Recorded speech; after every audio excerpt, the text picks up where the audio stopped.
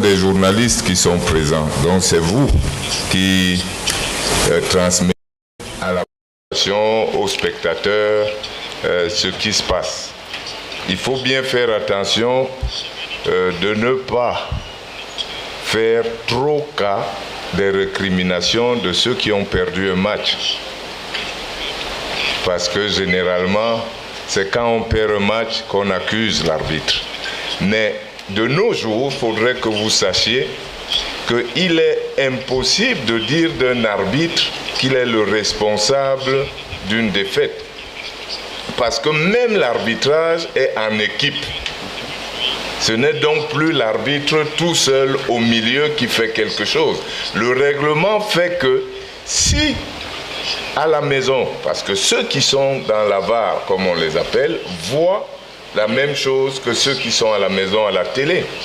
Et donc, si à la maison vous pensez qu'il y a erreur, alors on appelle l'arbitre, parce que les arbitres ont la même image que vous et plus. Donc, si on n'a pas appelé un arbitre pour lui signaler qu'il se trompe et qu'il vienne revoir l'action, on ne peut pas ensuite dire que cet arbitre a fait perdre le match, parce que ça veut dire que toute l'équipe d'arbitrage a jugé qu'il ne se trompait pas. Donc, toutes les équipes qui pourraient, après un match, s'en prendre à l'arbitre, soyez sûrs qu'elles se trompent. C'est clair, parce que s'il y a, quand on dit qu'il y a la VAR, c'est qu'on dit venez voir, la VAR ne dirige pas le match, mais elle vous suggère que vous pourriez vous tromper, venez avoir l'aide, venez avoir l'assistance des mêmes ralentis que les gens ont dans leur salon, venez voir le nombre de fois qu'il vous faut pour juger. Or, si ça n'a pas eu lieu, vous ne pouvez pas, à la fin du match, venir dire que votre résultat, c'est l'arbitre qui est responsable. Je vais seulement ajouter une chose. Je peux ajouter une chose? Oh, sorry. Very quickly. Also to tell you that VAR, they can only intervene in 3 actions in football. La VAR pourrait intervenir. Sometimes Vous avez le sentiment que la VAR n'a pas analysé une action, mais la VAR analyse toutes les actions qu'elles sont censées analyser. Quand un arbitre vous dit « attendez », par exemple, et qu'il attend, il attend que la VAR confirme une action donnée. Et quand l'action est revue, analysée, seul après la confirmation de l'action que le match continue. Des fois, il ne voit pas l'arbitre courir vers l'écran. Il va juste quand il y a une mésentente entre ce qu'il a vu et ce que la VAR lui demande d'aller voir. Et alors, il descend pour aller voir. Mais tous les buts, par exemple, toutes les actions que vous avez vues dans cette compétition, certains buts ont été validés et après, vous allez voir qu'il y a un cas il y a peut-être hors-jeu, par exemple, et le but n'est plus considéré parce que tous les buts sont revus, revisités, jusqu'à ce qu'on soit sûr que tout est clair. Alors, ils disent ensuite à l'arbitre, oui, c'est un vrai but, vous pouvez continuer. Donc, je vous assure que le niveau de l'arbitrage dans cette compétition est très élevé, très élevé. Merci. Vous savez bien, Raoul, qu'il y a 3 certitudes dans la vie. La mort, la vérification et quand votre équipe échoue et que vous voulez condamner l'arbitre. Mesdames et messieurs, je pense que c'est que Julian aussi Sébastien veut poser une question et nous allons quitter.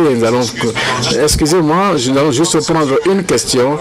Monsieur l'arbitre, monsieur derrière, toutes mes excuses, c'est juste l'heure de déjeuner et certains d'entre vous sont plus gros et peuvent avoir faim.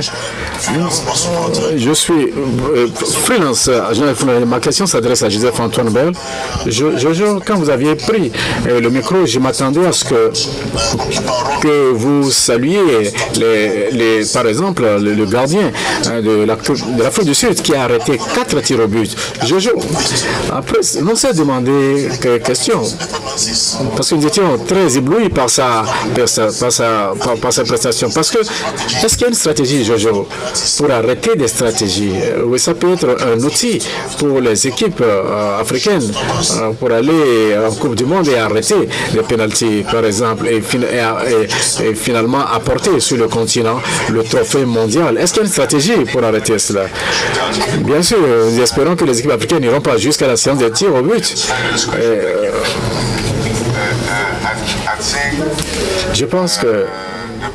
Je pense que l'outil le plus efficace, c'est le juju. Donc, c'est la magie ou c'est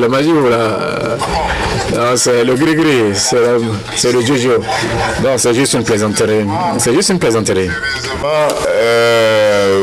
Williams est un bon gardien de but et il n'y a pas de secret pour arrêter des pénaltys. Il faut être un bon gardien de but et c'est pas par hasard si Williams fait ça alors qu'il a 32 ans. Le secret, c'est l'expérience. Le secret, c'est l'intelligence qu'il a mise dans son travail qui fait que depuis qu'il joue, il l'observe. Et quand on dit que le gardien de but est meilleur avec l'âge, normalement, il n'y a pas que le gardien de but qui est meilleur avec l'âge. Tout le monde doit être meilleur avec l'âge. Donc, Williams, bravo à lui. Mais ce jour-là, il ne faut pas oublier, son adversaire était lui aussi très performant. Donc, les gardiens de but ont été très performants. Et on est content de pouvoir montrer à la face du monde parce que le pénalty se tire en Amérique du Sud, en Asie, en Europe, comme en Afrique.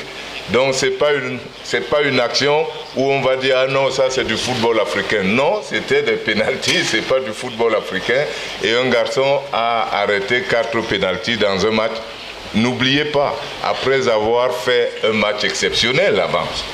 Donc c'est un gardien exceptionnel, comme son vis-à-vis ce jour-là.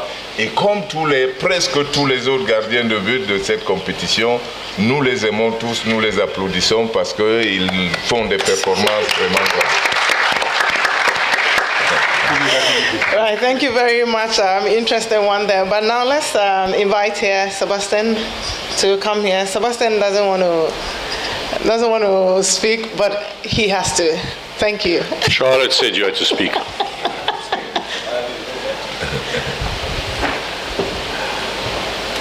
That is why the others didn't care. They didn't want to speak. Hey guys. Sebastian is asking what he's going to talk about. So I'm going to ask you what you're going to talk about. No. I think it's been very interesting. Africa Cup of Nations. You have watched most of the matches, most times in commentary position, which is very interesting. We need to get your perspective. How proud are you of these players and even the matches that we've seen at this tournament? Well, I'll speak in English and then I'll speak in French if you guys want. Mainly for me, this AFCON has been a tremendous result in terms of psychological aspect. Because being a former player, I know how tough it is. I know the expectation for the players, for the staff. But when you look at the way emotionally the player and the staff have been handling what's been happening, you shouldn't take that lightly. There's been so much work, and people always think that football, especially you guys, you should do this, you should do that, that's easy. But if your head doesn't really respond, your body cannot do anything. And today I'm so proud of what I've seen because the relationship between players and staff and the whole organization has been an emphasis put on how well Mais sur la manière dont prendre soin des joueurs, ce qu'ils vivent, ce qu'ils sentent, ce qu'ils ressentent.